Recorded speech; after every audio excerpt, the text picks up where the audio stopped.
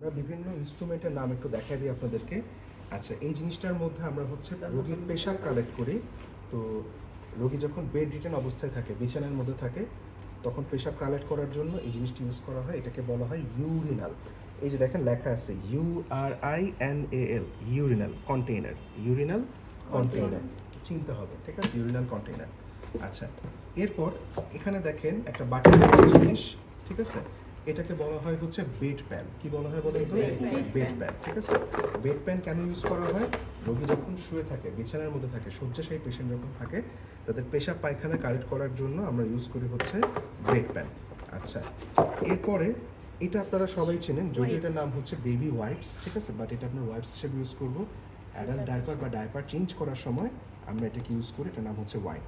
আচ্ছা, এই যে আমাদের ট্রেটা আছে, ট্রের মধ্যে আপনাদেরকে একটু দেখাই।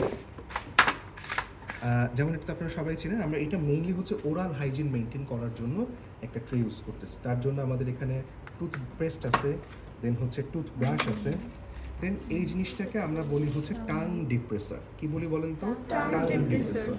এইটা দিয়ে জিহ্বা নামায় বা হচ্ছে মুখ খুলে আমরা রোগীর দাঁত পরিষ্কার করানো বা ভেতরে যদি আমাদের কোনো জেল দেওয়ার প্রয়োজন হয় ওরাল কেয়ারের জন্য, সেটা কিন্তু আমরা দিতে পারবো।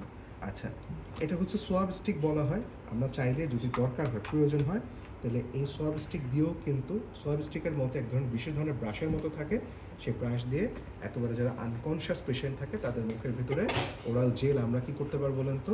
দিয়ে দিতে পারবো, ঠিক আছে? আচ্ছা, এরপরে এই জিনিসটা যেহেতু আমরা যখন আনকনশিয়াস বা কনশিয়াস যেই পেশেন্টই হোক না কেন, আমরা তার বিছানায় যখন ওরাল কেয়ার করতে যাব অবশ্যই একটা কি দেবো বলেন তো? টাওয়াল দেবো। এটা হচ্ছে সেই টাওয়াল, কেয়ারের টাওয়াল।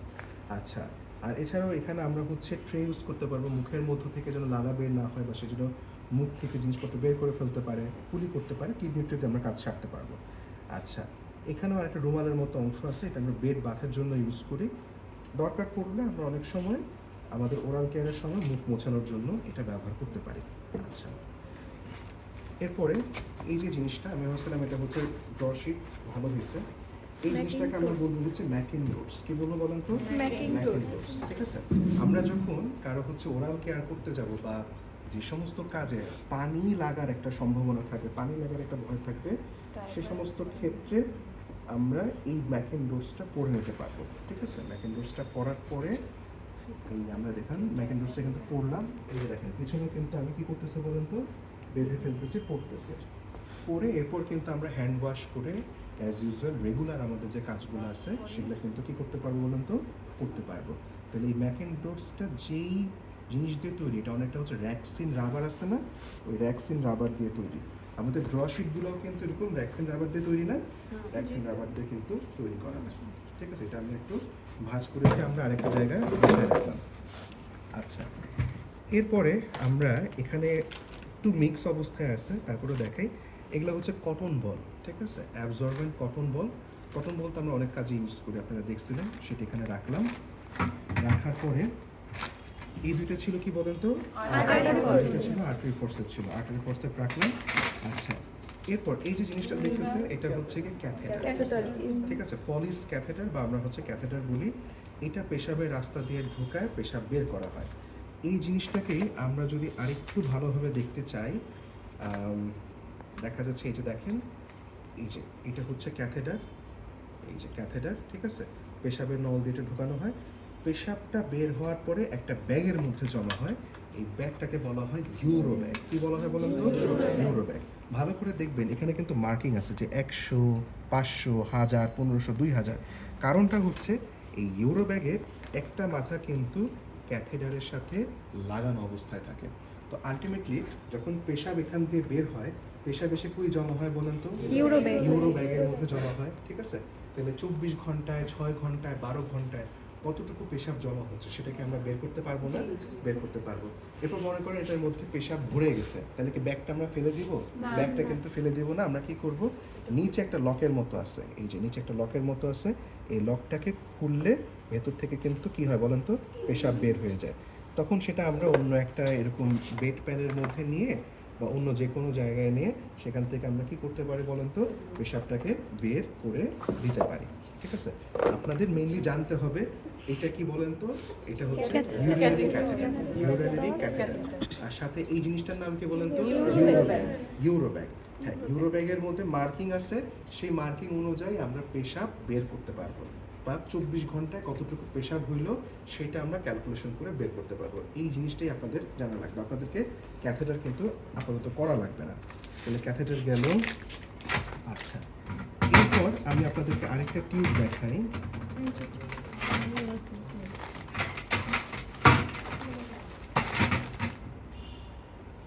আচ্ছা, এই যে লম্বা একটা পাইপের মতো দেখতেছেন, লম্বা একটা টিউবের মতো দেখতেছেন, এইটাকে বলা হয় এনজি টিউব বা হচ্ছে ন্যাজোগ্যাস্ট্রিক টিউব। এনজি টিউব বা হচ্ছে ন্যাজোগ্যাস্ট্রিক টিউব। আমরা একটু চেষ্টা করে দেখি, হইতে পারে নাও হইতে পারে। এই যে আমাদের ডামিটা আছে না, এই ডামিটার মধ্যে আপনাদেরকে একটু দেখেন, না হওয়ার সম্ভাবনা আছে কারণ এটা সিপিআর ডামি। এইটা হচ্ছে নাক দিয়ে এভাবে হচ্ছে ঢোকানো থাকে, যদিও এটাতে ঢোকার সম্ভাবনা নাই। ঠিক আছে, নাক দিয়ে ঢোকে, যেহেতু এটা সিপিআর ডামি, এটা অন্য ডামি, নাক দিয়ে ঢোকানো থাকে। নাক দিয়ে ঢোকানোর পর এটা অনেকটুকুই ঢোকানো থাকে, একটা অংশ এভাবে বের হয়ে থাকে। এটা কিন্তু প্রপারলি ঢুকে নেই, আমি আগেই বললাম প্রপারলি ঢুকে নেই, এটা সিপিআর ডামি, ঢুকবে না। তো এই জায়গাটা কিন্তু খোলা যায়। ঠিক আছে, এই জায়গাটা কি করা যায় বলেন তো, খোলা যায়। খোলা যাওয়ার পরে এই যে আমার এখানে একটা সিরিঞ্জ আছে না, ঠিক আছে, এই সিরিঞ্জটা আমি আপনাদের একটু খুলে দেখাই। আচ্ছা, এটা একটু পরে খুলে দেখাচ্ছি। এরকম সিরিঞ্জ থাকলে এই সিরিঞ্জের মধ্যে খাওয়া ভরে সেই খাওয়াটা কিন্তু এদিক দিয়ে দেওয়া যায়। ঠিক আছে, এই খাওয়াটা আমরা এদিক দিয়ে দেওয়া যায়। এখানে দেখেন এরকম মার্কিং করা আছে, আমি এটা খুলেই দেখাই তাদের জন্য সুবিধা। ভিডিও হচ্ছে তো তুমি না? আচ্ছা, ঠিক আছে। একটু সিরিঞ্জ খুললাম, এটার মাথাটাকে আমরা খুলে ফেলে দিলাম। এটা কিন্তু এখানে এভাবে বসে, দেখছেন বসতেছে না? ঠিক আছে, নাকের ভেতরে ধরেন এটা এইভাবে এরকম এতটুকু ঢোকানো থাকে, ধরে নেন। ঠিক আছে, এরপর এটার মধ্যে আমরা খাওয়া দিলাম। এখানে কিন্তু মনে করেন 50 ml 40 ml খাওয়া দেওয়া যায়। খাওয়া দিয়ে এরপর এটাকে এভাবে কি করতে হয় বলেন, ধরে রাখতে হয়, উঁচা করে রাখতে হয়। তখন এই খাওয়াটা আস্তে আস্তে নিচের দিকে নামে। আপনাদেরকে জানতে হবে আপনারা এটা চিনেন নাকি, যে এই জিনিসটার নাম হচ্ছে এনজি টিউব। ঠিক আছে, এনজি টিউবের সাথে খাবার দিলেই নামবে। হ্যাঁ, এটা তরল খাওয়া থাকে না, কিচ্ছু করা লাগবে না, কিচ্ছু করা লাগবে না, চাপ দেওয়া লাগবে না। এটা তরল খাওয়া থাকে, স্যুপ জাতীয় খাওয়া থাকে, বাড়ি ভাত থাকে, একাই নেমে যাবে। ঠিক আছে, একাই নেমে যাবে, দেখাবো আমি আপনাদেরকে। চাপাচাপি করার কোনো সুযোগ নাই, অপশন নাই। ঠিক আছে, আচ্ছা, এরপরে যদিও এটা না, এটা থেকে ছোট ছোট থাকে, মেজারিং কাপ বলে। কি বলে বলেন তো? Measuring cup. ধরেন ওই যে আমরা রান্না বান্না করার সময় 200 ml সয়াবিন তেল নিই না, 300 ml সয়াবিন তেল নিই না, ওরকম এক ধরনের মেজারিং কাপ থাকে, যদি এটা অনেক বড়। তো যেটা করতে হয় আর কি, বা যেটা হয় সেটা হচ্ছে, ধরেন স্যার এটা একটু ধরে রাখেন, ধরেন এটা ওনার নাকের মধ্যে দিয়ে ধরা আছে, এই মুখের মধ্যে একটু ধরে রাখেন স্যার, একটু মুখের মধ্যে ধরে রাখেন, মাইক্রোফোন এটা পরে পরে দেখাবো। ঠিক আছে, ধরেন এটা এখন হচ্ছে এই অবস্থায় আছে। এখন আমি ওনাকে 200 ml খাওয়া খাওয়াইতে হবে। তো 200 ml খাওয়া আমি এখানে নিয়ে নিলাম। নেওয়ার পরে আমি একবারে 200 ml খাওয়া খাওয়াইতে পারবো?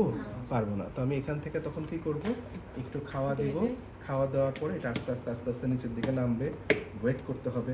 তারপর আবার একটু খাওয়া দিব, সেটা আস্তে আস্তে নামবে, ওয়েট করতে হবে। এভাবে আমরা খাওয়া খাওয়াবো। ঠিক আছে, সেটা আমরা আবার থেকে একটু বিস্তারিত দেখাবো। আর এছাড়াও এখানে আর জরুরি তেমন কিছু নেই, এতটুকুই আছে। ঠিক আছে, ভিডিও অফ করতে